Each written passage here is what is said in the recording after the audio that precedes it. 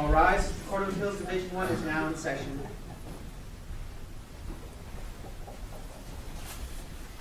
Good morning. Thank you for your courtesy. Please be seated.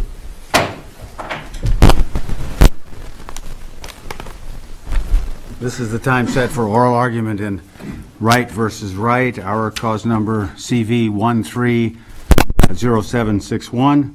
As counsel probably know, we have reviewed the briefs, we've conferenced the case, we've talked at some length about the issue presented here, and we'll probably have some questions for you, and we're looking forward to your argument. Each side has 20 minutes. At least one of my colleagues has asked me to remind counsel that you don't have to use it all if you don't want to, but and if your appellant wishes to save some time for rebuttal, you need to keep track of that and enforce that. Let us know, and we'll try to honor that by not asking too many questions right at the time you're trying to save some time. And finally, when you come, because we're making electronic recordings, hopefully both audio and video, if you'd state your name, it would be helpful if somebody's listening to the audio later as each person begins each argument. Appellant, you may proceed.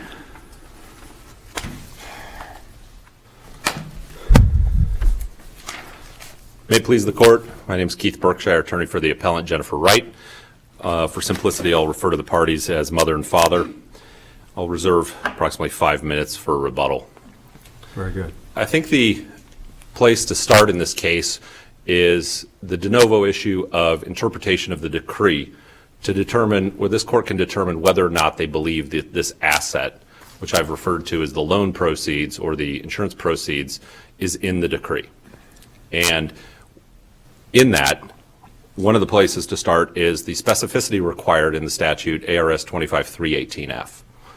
In the case Riniger v. Riniger, which Judge Gemmel, I believe you were part of, the court stated that these catch-all provisions are not applicable, that the decree must specifically state each asset and that the statute as written shall specifically that each property must be specifically described. In this case, our petition to divide the undisclosed asset listed a couple various possibilities for what this asset was. We've referred to it as generally the insurance proceeds. However, our petition did specifically state that this was the combination of an outstanding loan to father's girlfriend at the time the decree was entered and some 529 accounts. I thought there wasn't much doubt that this was not specifically identified and dealt with in the decree.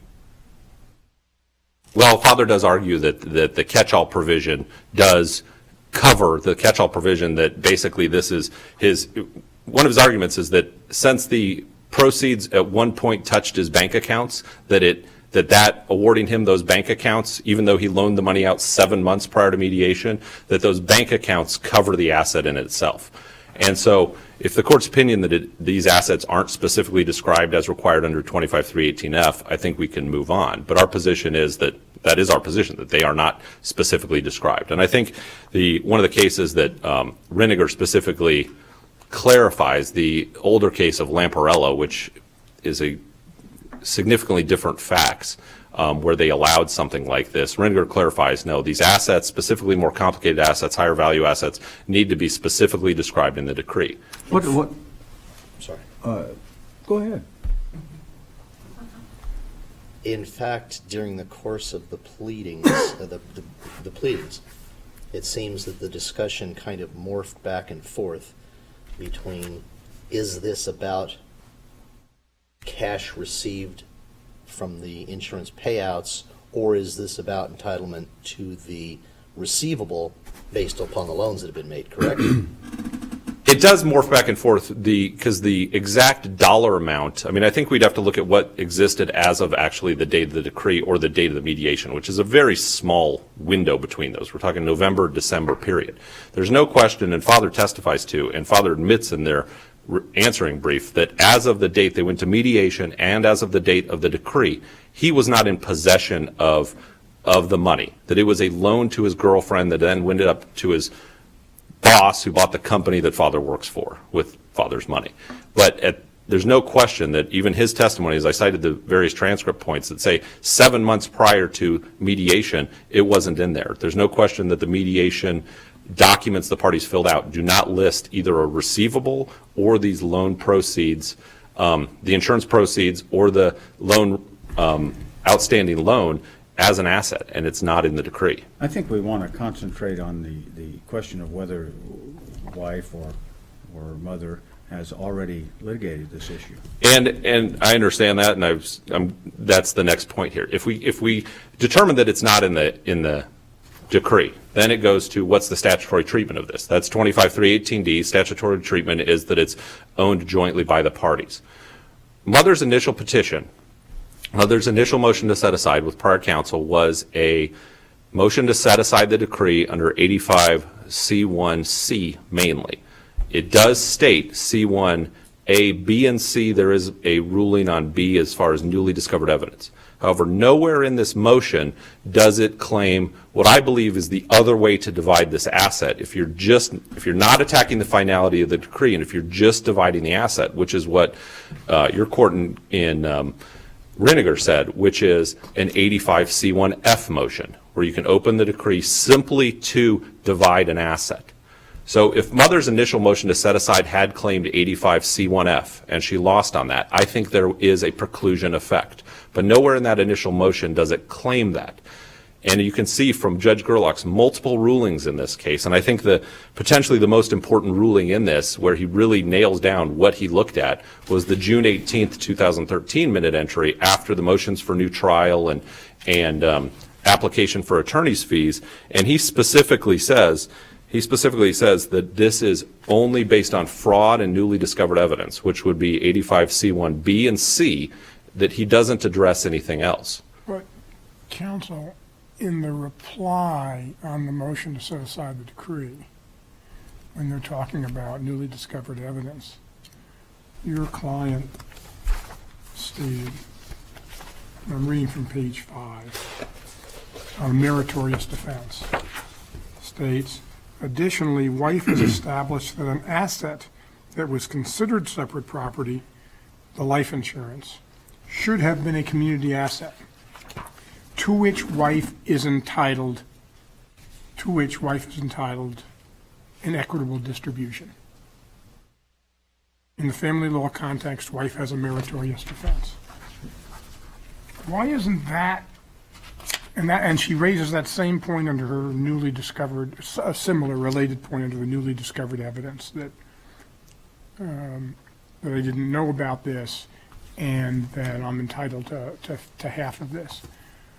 Why isn't that presenting to the judge in a motion for a new trial, or a Rule 85 motion, the same point that you make in your an omitted, the statute and under F, an omitted asset?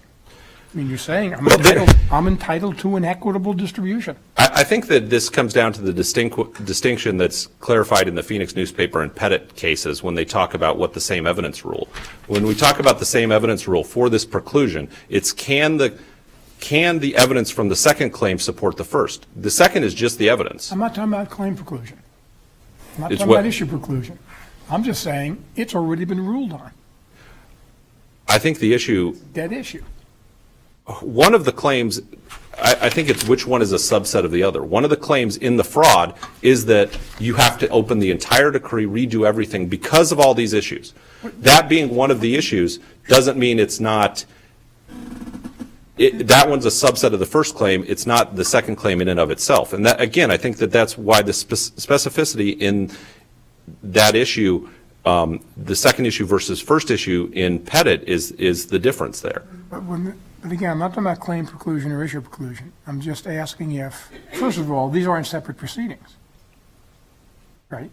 I mean, usually you talk about claim preclusion and issue preclusion, you say, I've got a decree or a judgment here, and now I'm bringing a new action that somehow puts that into question. These are all part of the same proceeding, so I'm not so sure claim preclusion or issue preclusion applies. I mean, I think that's one of the obvious distinctions that just is family court, because this isn't red car, blue car, where you have two differences. I mean, family court proceedings, I mean, theoretically, we could have filed for child support, spousal maintenance as part of any of these as well. I mean, they're all one proceeding. But Dressler, you says it indicates that you can bring a separate action. Correct. So, but I'm saying that I'm not sure that claim preclusion or issue preclusion applies. And my problem is, if you're saying, if your client went into the first judge and says, argues, I want to overturn the decree, and because of fraud or misrepresentation, and then also says, and I've got newly discovered evidence, and then says, I'm entitled to an equitable distribution of this asset because it's not separate property. Why isn't that, and the judge says, motion denied, why isn't already that a ruling on your later claim, this is an omitted asset? I think the biggest issue there is there's never been a finding for this type of, I still would argue that it's preclusion, specifically Pettit was the exact same case, same family law case, and they found that it was claim preclusion, an issue, even though it was the paternity judgment later. That was the same one continuing case where he filed it twice. So I think that So you're it's saying relative. claim preclusion can apply? I think it could apply in a family law case later down the thing. That's Hall v. Lawley. They were contesting paternity in a later case, and they're relying on the same one. Anyway, to the preclusion and issue preclusion shouldn't apply here.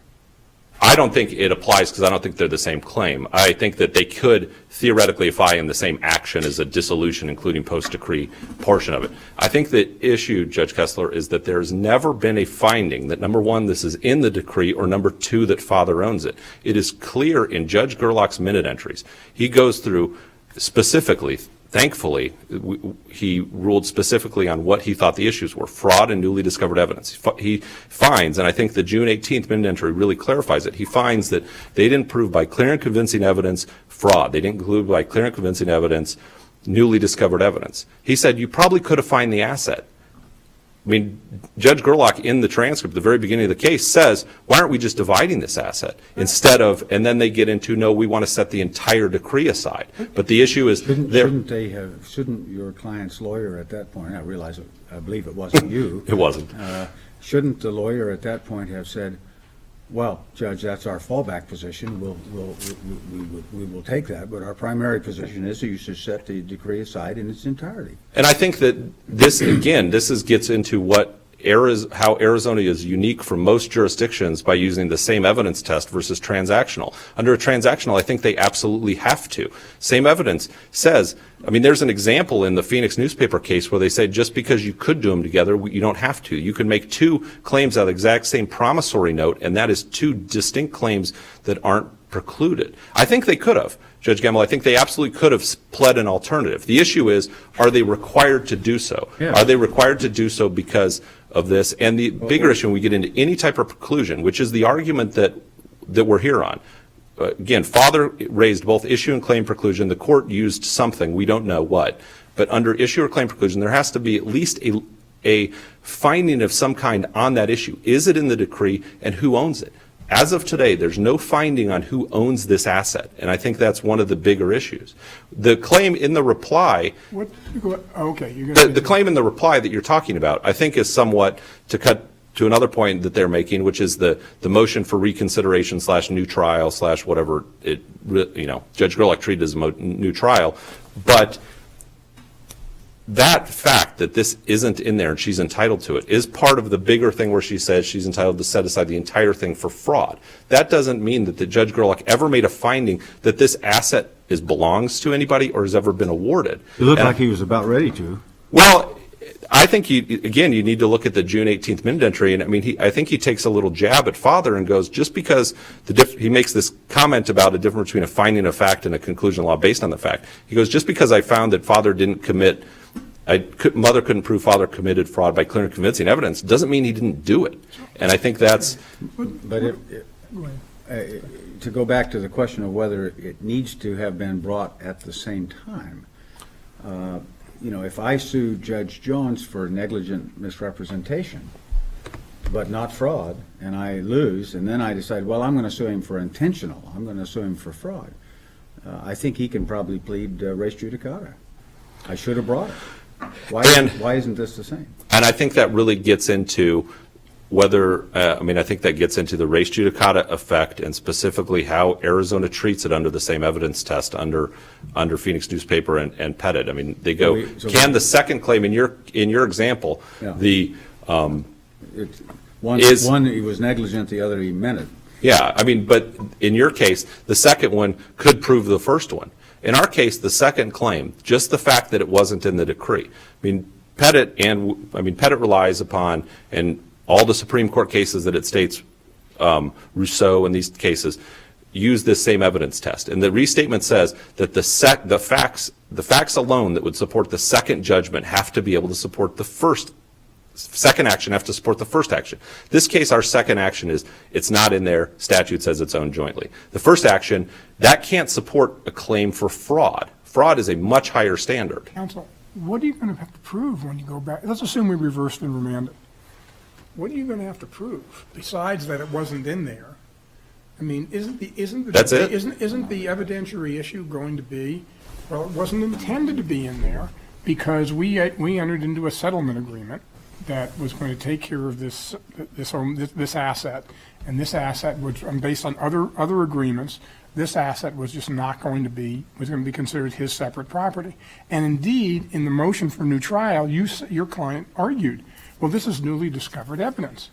So aren't you going to have to go back and not only prove, well, it's not only in the decree, fair enough, but that the parties didn't, it wasn't, or we overlooked it, it was meant to be a separate property, a separate asset. I think our burden in that case is just that it's not in there and that there was community. Which again, I think it goes back to the test. Whether the second. So you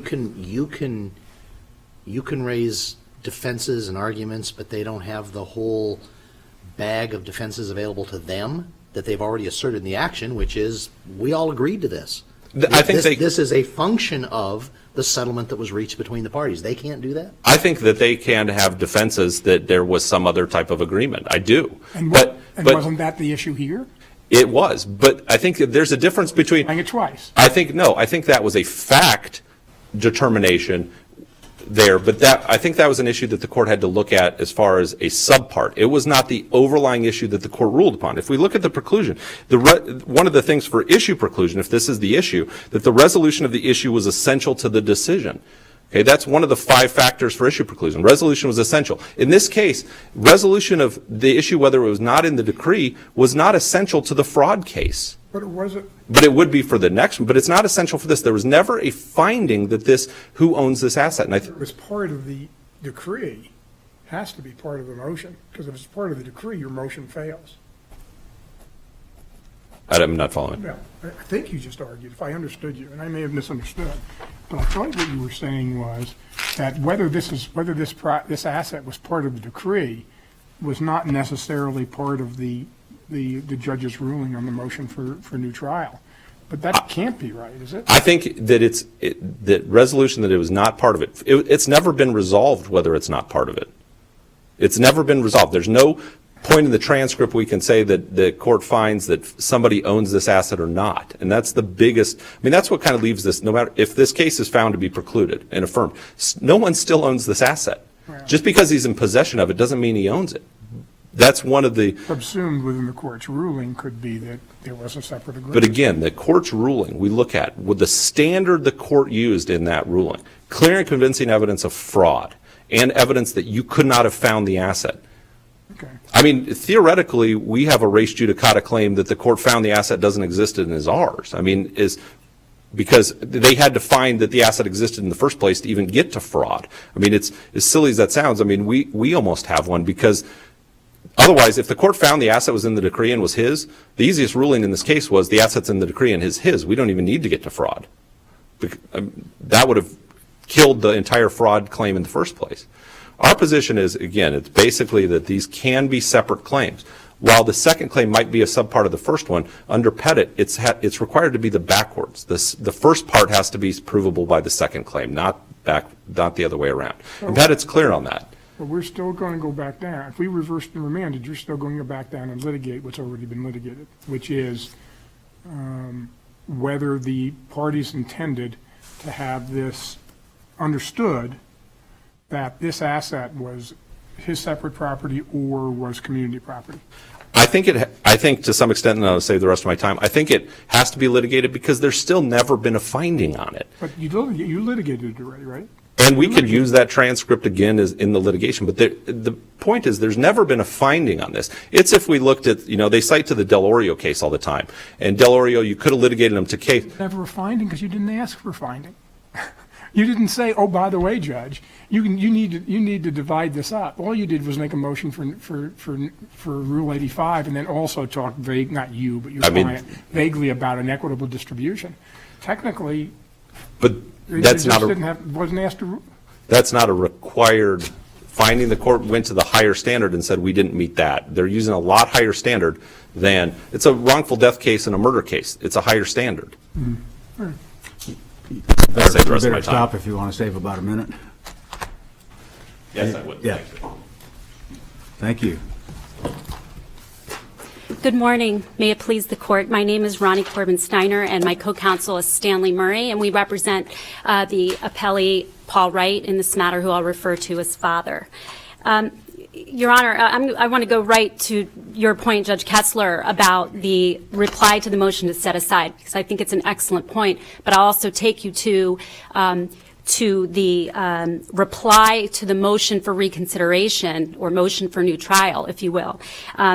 Judge Hyatt actually mentions it in her ruling on our motion to dismiss. She says that Mr. Boats argued for father to be awarded $315,000 in community assets as his sole and separate property would be inequitable.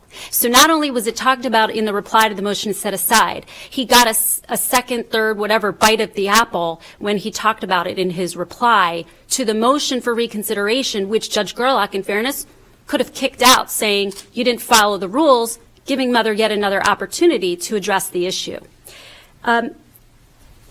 What I want this court to remember is the one main thing that mother is ignoring in this case, the distinction between pretty much every case that talks about, if we talk about res judicata, other than Rinigar, and that's that people didn't have the opportunity to be heard in terms of a full-blown hearing, which I would call the Gerlach hearing, okay, compared to the other cases. Rinigar is that distinguished case. And as the court is aware, in Rinigar, it was a very complex set of facts over these retirement benefits.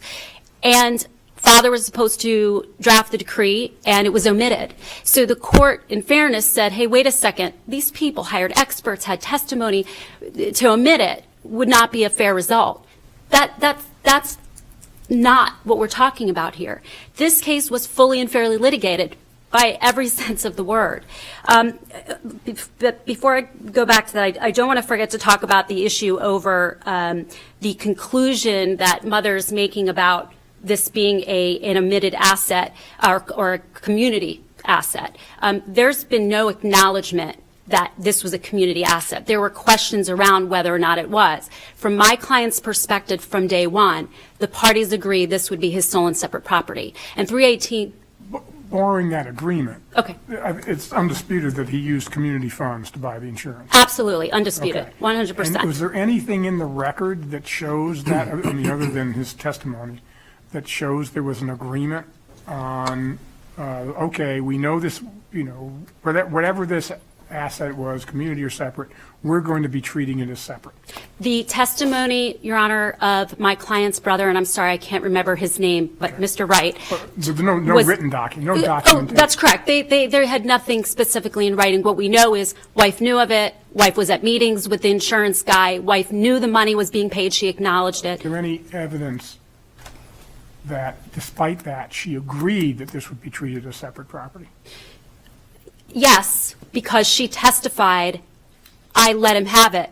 She just distinguished it by saying, well, he told me it was inheritance, and then changed her story and said, well, then he told me it was his sole and separate property. And that's where Judge Gerlach said, well, if he did say that, if that's how he really treated it, you should have done discovery. You had every opportunity to look at information and determine whether that was accurate. And in an adversarial proceeding, you shouldn't be relying on that. I mean, so that was addressed. Did Judge Gerlach, I promise to let you go next. No, I was first last time.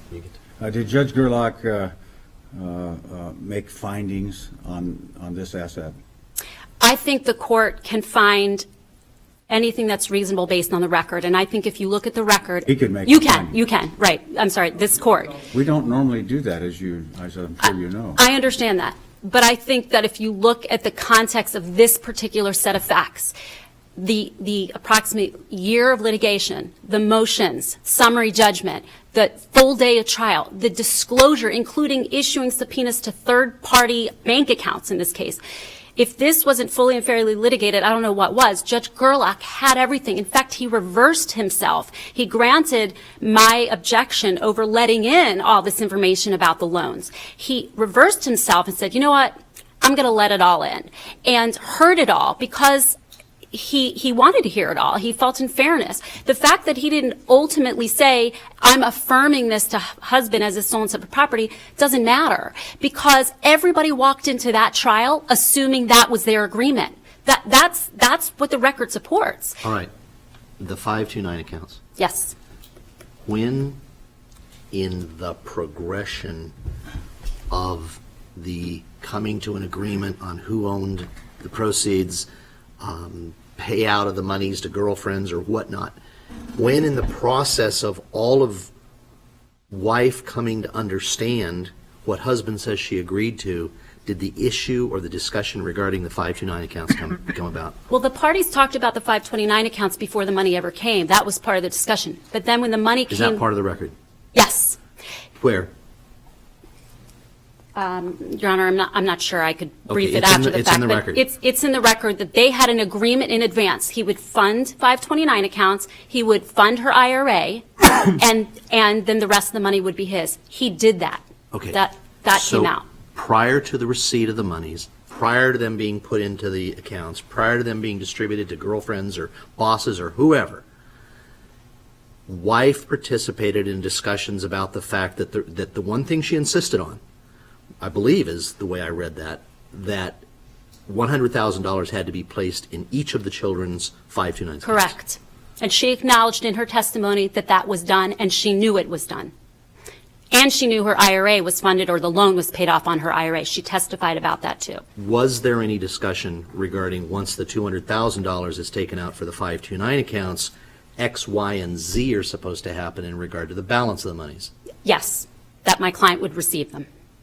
That she thought was a fair thing to do under the circumstances. Because, let's His- talk equity, because His mother didn't have the money to leave him anything, and because during the marriage, Your Honor, and this was one of the things that was evidentiary, some of the objections, because father testified that he had paid for certain things during the marriage for wife that she believed were inequitable to her. So, and I'm perhaps rephrasing the language of my client, because I don't have... fair to her or gave her a greater advantage? Gave her a greater advantage, such as paying for some car payments or something like that, and I can't remember specifically what it was. But that was their agreement. And so at the end of the day, he fulfilled his part of the bargain. And when she came back after the fact and said, oh, well, this is fraud, the court should look back at the language. Mother's argument was, this is fraud, and therefore I would have treated mediation differently. She then tries to come back after the fact and said, okay, well, the judge found it's not fraud, but now I want half of whatever it is. And that's the part in the claim preclusion or res judicata that's so important, because it's not just about what was litigated, although I would argue that this was very fully and fairly litigated. It's what should have been litigated. So yes, if mother thought that she should have had a claim to it, she should have litigated it, should have raised it. She did. She talked about it ad nauseum. There are a lot of things she could have done, including filing a motion to set aside / alternative petition to divide assets. But did she have to? Why does she have to add this separate claim that is distinct from a Rule 85 motion to set aside a decree? Why must she add this? Very, very good question and very important reason, because we expect people to be able to move on from judgments. We expect people to be able to have finality, and different than cases like Dressler, where that was never litigated. I mean, it was entered into, an asset was omitted. This was fully and fairly litigated. If we give her that another opportunity, what if she comes up with another theory thereafter? Do we keep letting her go on? Of course we don't.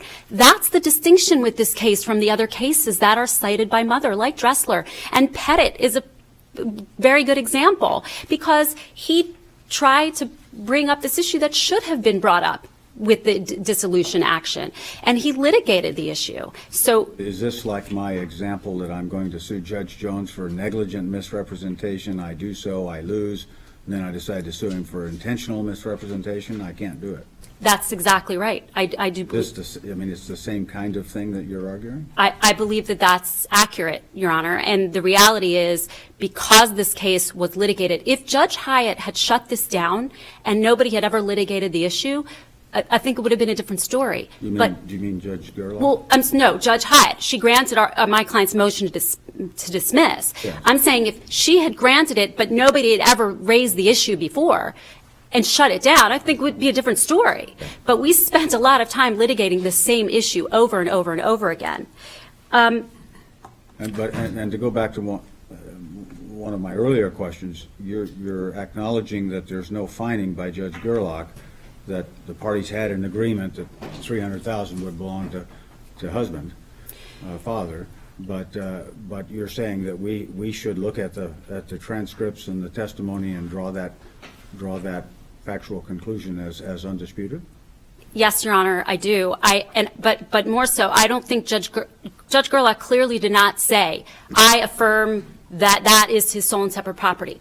But in all of the discussions by Judge Gerlach, in his orders, in dealing with the motions for new trial, the court treated it the same way. It was. I thought at one point Judge Gerlach more or less offered to enter an order for $150,000. That would suggest he thought it was community property and not husband's separate property. That was something that he talked about, and that's another example of how this issue was fully and fairly litigated, because if he in fact believed that that was what he should do based on the record, he could have done that.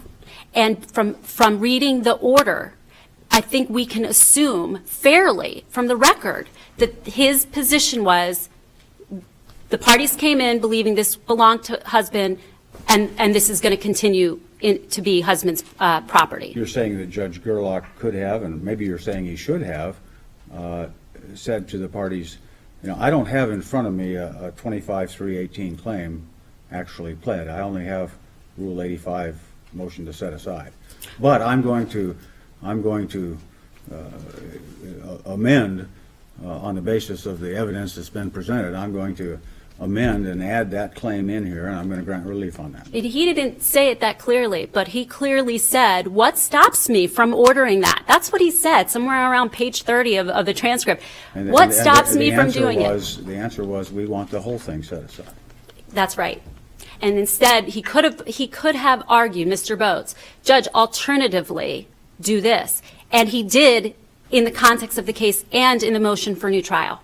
And she didn't get the results she wanted, so she waited, instead of appealing that ruling, she waited until Judge Hyatt rotated, took over Judge Gerlach's calendar, filed the petition, and then appealed Judge Hyatt's action. So absent even, your position is that absent the matter having been pled as a 25-318 issue, the evidence had been fully presented to the court on the issue of entitlement to the insurance proceeds? It's the same evidence. If we were to have a trial... Same evidence as? The same evidence that was presented at that hearing would be duplicated in a hearing arguing over this asset. So the same evidence that had been presented in the course of saying we need to set the decree aside, we need to start from scratch, is the same evidence that would be presented in a second hearing addressing the issue of what should happen to the insurance money. I actually think it was more than needed. In other words, the fraud level is, the standard proof is higher. She had to provide more evidence. What I'm saying is if you took out what really is focused on the omitted asset, it was presented in that hearing. No ifs, ands, or buts about it. Where it came from, the source, who thought they got it, whose asset it was, what ended up happening to it, all of that is what would have been presented in a second trial. which means it's already been fully and fairly litigated. Do you have, to me, maybe this issue turns on whether wife or mother was bound to have made this request for lesser relief in conjunction with the Rule 85 motion. Do you have case law that says that must be brought in conjunction with a Rule 85 motion? I think Dressler tells us that. I think Dressler says that should have happened. Well, there was no Rule 85 or Rule 60C motion. Dressler, as I recall, I'm not sure. I don't recall it. I think it was a petition, Your Honor. I would have to look at the case really fast. Is your position that all alternative theories for disposition should have been raised at that time? All reasonable theories should have been raised without question. Obviously, sometimes there could have been an omitted asset that nobody ever knew about, for example. I don't think that would be barred from being raised if nobody ever litigated it. But anything reasonably related to the issue of the insurance proceeds would have and should have, and that's in the case law, that language, and that's language Mother consistently leaves out of her argument in her briefs. This should have been brought. Let me make sure I understand you, and I know you want to get back to Dressler for a second, but so is it a fair statement that your position is that not only that to get around claim or issue preclusion, they would have had to show that it should not have been litigated? In other words, if it should have been litigated, it's barred. And your position is not only should it have been litigated, it's barred, but it was litigated. Correct. And it's barred. Okay. That's right. And you're saying Dressler supports the view that you don't have to, that you should have to bring the alternative theory of relief on the same facts? No, I think, and maybe I misunderstood that Judge Gemmel's question was that you have to. It wasn't a very good question, That probably. was a good question. I understand. Go ahead. Perhaps I misunderstood it, though. I took it to mean that he was asking whether it has to be one or the other, not and. No, I was just trying to recall if Dressler involved, I don't think Dressler involved a situation where you have a decree, then a motion under 60 or 85 to set aside the decree, and then one of these things, the 318 claim. I think Dressler was a 1-2 punch, not a 1-2-3. But that's the point I'm making, is that the cases that the court doesn't find issue preclusion or claim preclusion, people didn't have the opportunity to fully and fairly litigate. That's the distinction in this case that we can't forget. I think you're right. I mean, this, in the sense that this issue was talked about, testified about, discussed, and Judge Gerlach even asked counsel for wife or mother, whichever term we want to use here, do you want me to just issue you, order a check for $150,000? And she said, her lawyer said, we want the relief we've asked for, which is to set aside the decree. But I don't know that necessarily means that they must attach to a Rule 85 motion to set aside a decree some other basis for alternative or partial relief. If that's not the case, Your Honor, then we are letting litigants pick and choose how they approach an issue, see how they do, like Mother did, and come back to try a different claim later. That is completely contrary to the concept of finality of judgments. And because she had that full opportunity to litigate, that's where we make the distinction in a case like this. And that's why I used Rittiger as that sort of special case, because that was fully and fairly litigated, but that set of facts was so special. So you're saying is if the issue is there, if the factual issue is there, that might lead to relief, you can't you can't split your theories. You can't have in your Rule 85, well, I'm entitled to a theory of relief of setting aside the decree based on these facts, and then when you lose that, come back 45 days later and say, now I have a different theory about why on those same facts. Correct. I'm entitled to relief. And let's So assume... the facts, the litigation of the facts themselves is dispositive as to the issue of preclusion. I think that's one of the ways you can look at it, for sure. And I think if let's assume nobody ever talked about the division of the assets at the Judge Gerlach's hearing, I think the argument is still there. She should have brought it up. But that's not what happened here. We obviously know what the record shows in terms of how heavily this issue was litigated. Yeah, it was talked about. I don't know if litigated includes, I don't know if it was litigated when there was no decision made on it. I think No, go. I think litigated is very clear from my perspective, Your Honor. This issue was litigated. I'm not sure how else you could define litigation, but just full disclosure and a full day trial, post-trial motions, I mean, that's what litigated is. It was certainly litigated in the context of a Rule 85 motion. And everybody talked about the issue of this division of this asset in there, including Mother in her own briefs. And it was denied. And her claims The were Rule denied. 85 motion was denied. Correct. So does that then become preclusive as regards the 25-318 proceedings? Yes. Articulate that for me then. Because Why are the issues the same? because everyone walked into that courtroom with the understanding that Mother agreed to give Father those assets.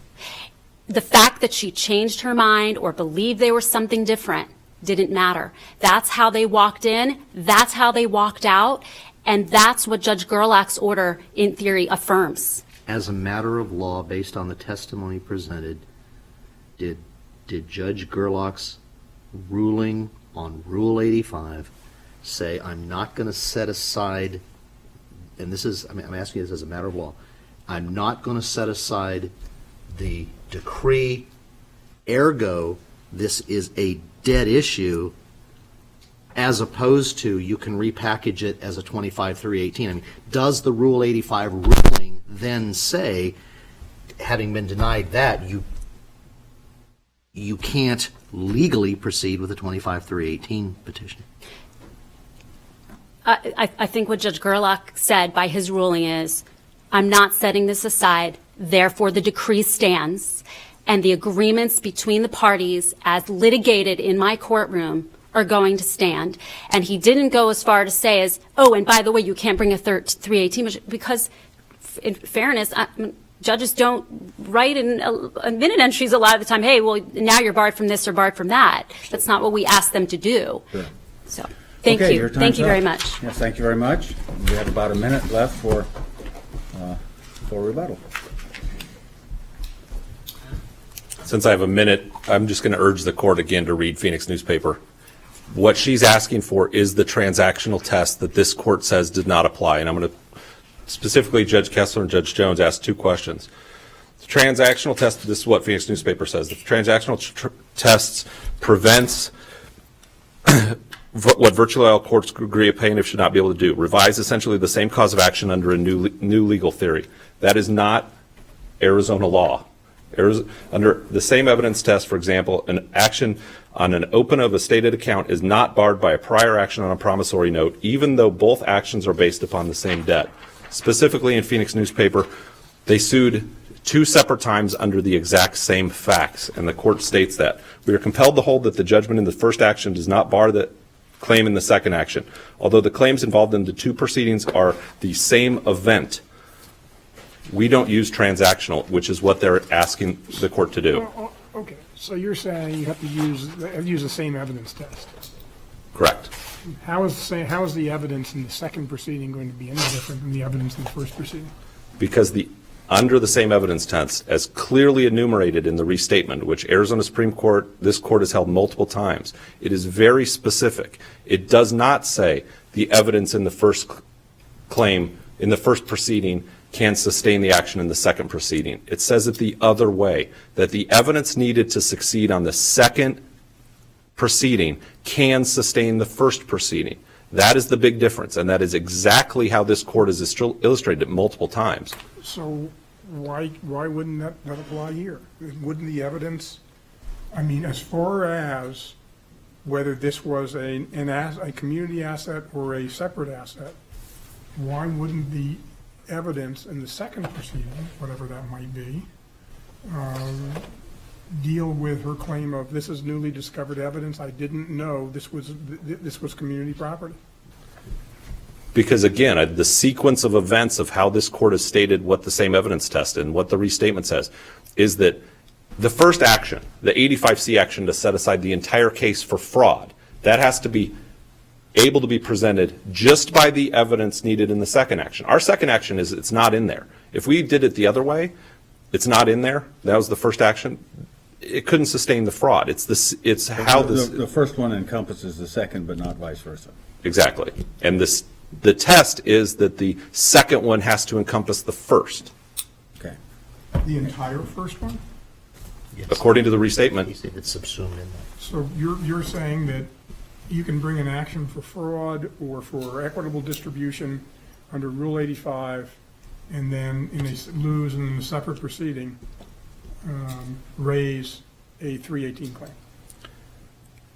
I think Phoenix newspaper says it when they bash the same evidence test, because what Phoenix newspaper does is says this is for lack of better words, this is a ridiculous test. The Supreme Court established it in the 60s, and we have no choice but to follow it. They say it's ridiculous, it's a waste of judicial. We would never say that, would we? I'll read between the lines. When you say we're compelled to follow this despite our thoughts otherwise. There you go. Thanks, Judge. Well, Thanks, thank you counsel. both. Thank you both very much. We'll take the matter under advisement. We appreciate your arguments. We consider this a challenging issue, and both sides have made very good arguments. We appreciate it. We'll be at recess briefly for the next group to come up.